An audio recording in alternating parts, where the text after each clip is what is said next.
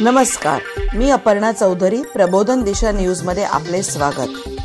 ऐरोलीतील ज्येष्ठ नागरिकाला एका सायबर भामट्याने ऑनलाईन कॉल करून फसवून 36 लाख रुपये दिनांक 14 नोव्हेंबर 2024 रोजी अपहार केले होते.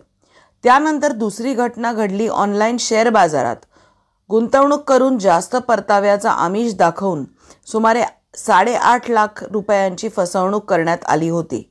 रबाले पोलीस स्टेशनचे वरिष्ठ पोलीस निरीक्षक बाळकृष्ण सावंत यांच्या मार्गदर्शनाखाली PSI पावणे, महिला पोलीस प्रिया दुबे व पोलीस शिपाई विकास राळे यांनी त्वरित कार्यवाही करून तक्रारदाराचे 21,50,000 रुपये शोधून तक्रारदार यांना न्यायालयीन प्रक्रियेमध्ये त्वरित मदत करून परत मिळवून दिले आहेत.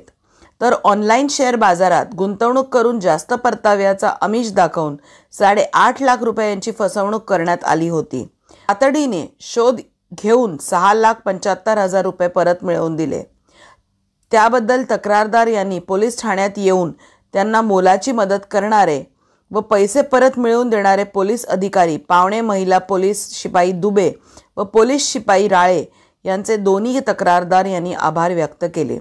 ब्युरो रिपोर्ट, प्रबोधन दिशा न्यूज. पुढील बातमीसाठी अपडेट रहा.